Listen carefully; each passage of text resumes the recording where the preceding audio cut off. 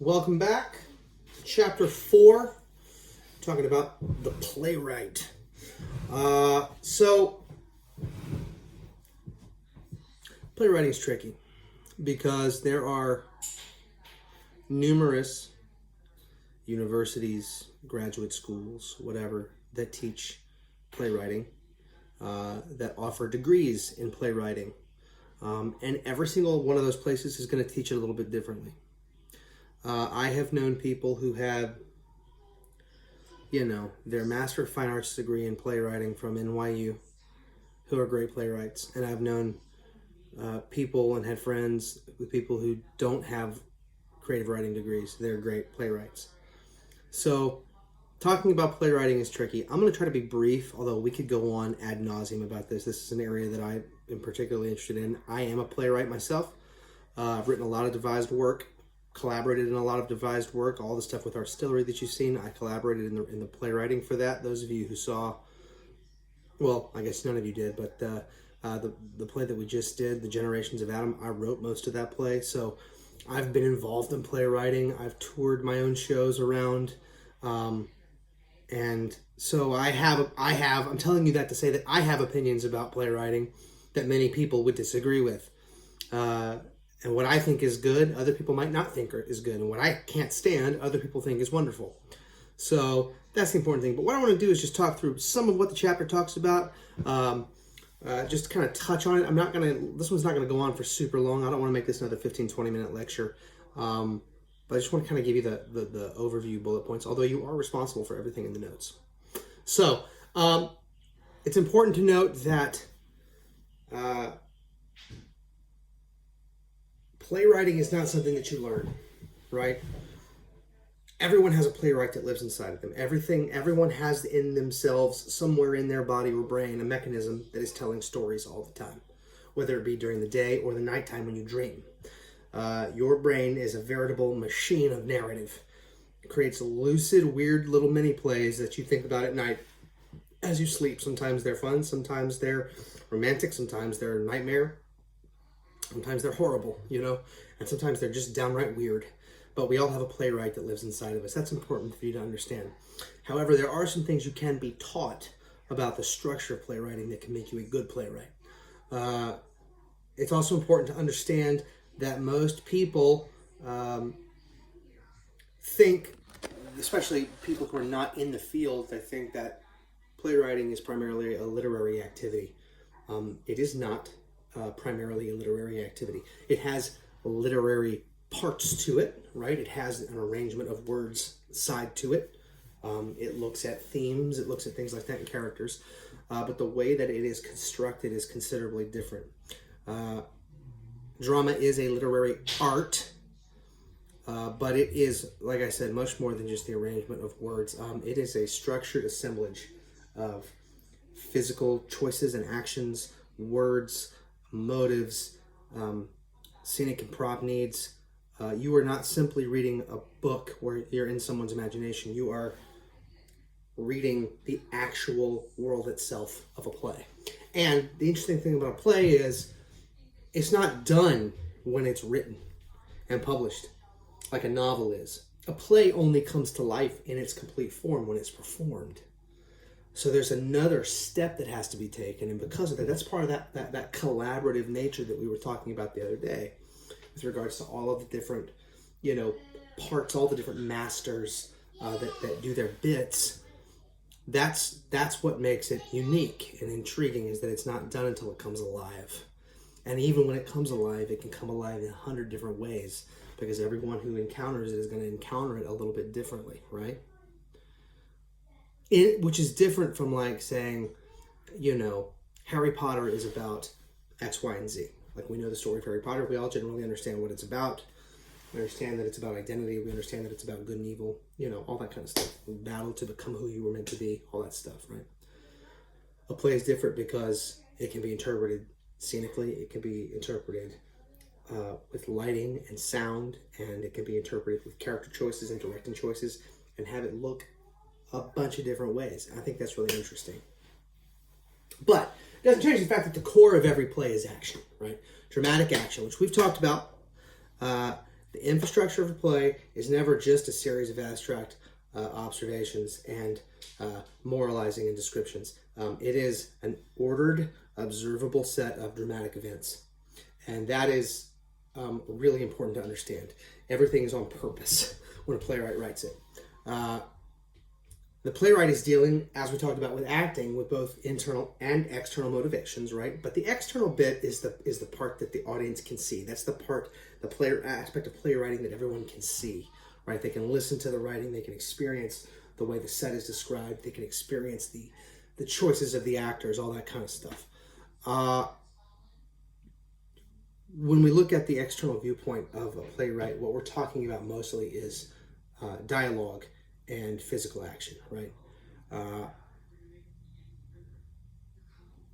And this is really important. And audiences' experience of and the way that they understand the internal life of a play is through the way that they view the external structure of the play, right? They have to infer it from what they can see.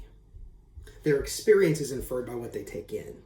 And so that's why things like dialogue and physical choices, explaining what's happening from a playwright, is really important, and which is why it's a really tricky art form to be really good at. Hi, Muffin. Want to come say hi? Come here. Hi. This is my youngest. So what are some qualities that make that external structure really great? Well, one would be credibility, right? That requires that the characters appear to act out of their own individual needs, wants, and desires. It doesn't seem forced, right? Hi, my dad's students.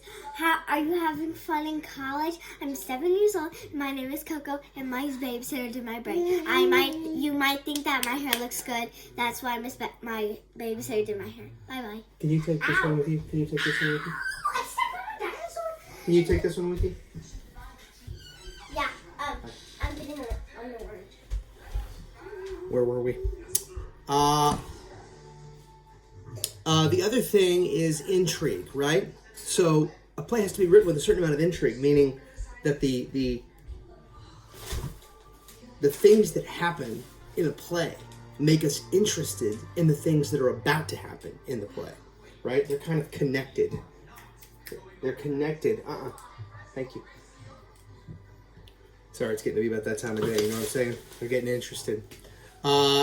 Anyway, plot intrigue is one of the most powerful things, one of the most powerful tools that a playwright has. And you can design a plot to keep the audience in a continual state of suspense and anticipation and wonder about what's about to happen. And this is important. Those two things work together, right? Intrigue and credibility. So intrigue is the thing that draws us into the world of the play. Credibility is the thing that keeps us there. I love that line. That comes straight out of your textbook, and it's so true. Intrigue draws us into the world of the play. Credibility keeps us there. And so both those things have to be working at the same time. A couple other things that you might see playwrights using are things like speakability, stageability, and flow. What the textbook is talking about there is the idea of speakability, meaning that the lines of dialogue are written in a way that they achieve maximum impact. They're not chunky with bits that don't matter. They are muscular and they hit. Every line hits. Every line is intentional, right? Speakability also means that the lines have to appear to realistically flow from the mouths of the characters. These characters seem like they have to be thinking up these lines, and the lines have to make sense with regards to what that character needs and what they want, right? And then, of course, flow is the ability of that information that's coming from those lines and that dialogue makes sense, and it takes the play from one thing to the next thing. A lot of different pieces of this moving at once. A couple other things I want to mention to you about the process of a play. Because we can talk about economy and compression and all that stuff. You can read all about that stuff. I mean, basically, it's just the point is that like things like compression, like how you compress a plot into a certain amount of time, and how you use that time in an economic way to make a story interesting. Like that stuff takes a lot of time and effort to develop. I'm gonna shut this door. Hang on 1 second.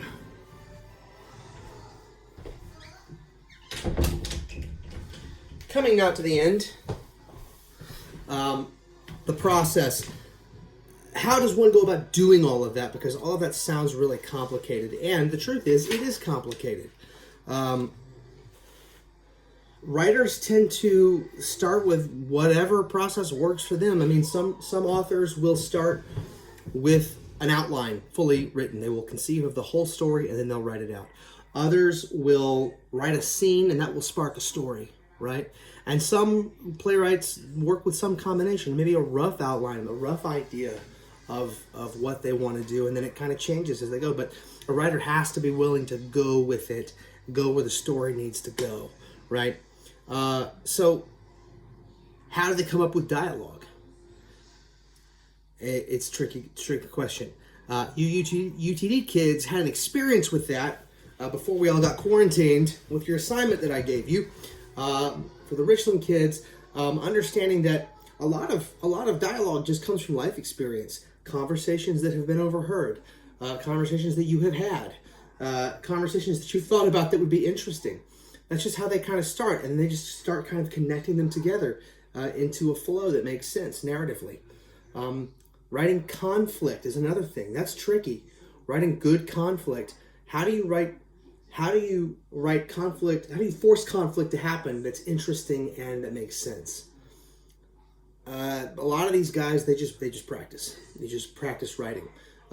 Usually you start with an idea of one person wants one thing, another person wants another thing, put them into a sentence and have them both try to get what they want, right? It's just practice. Doesn't mean you'll be good at it, but it takes a long time to master that skill. And structure. And that is probably the most important thing I can suggest to you about playwriting and writing in general, is understanding narrative structure.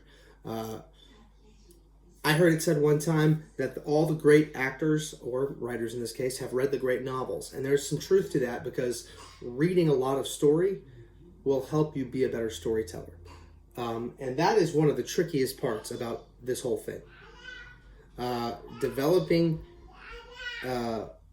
plays demands more than simply stringing together scenes. What you got there? Oh, thank you so much. I appreciate you. So I would highly recommend that any of you that are interested in writing come talk to me about writing exercises. We did a playwriting exercise at UTD that was really fun, and I'm enjoying reading your scenes. I actually thought some of them were quite good. For you Richland kids, I might give you the same assignment here in a couple of weeks. I haven't decided whether I'm going to do it or not, because you've got nowhere to go. You can't do the assignment. So I'd really love for you to have a playwriting assignment, but we'll see how it goes. That's basically what I want to talk to you about playwriting.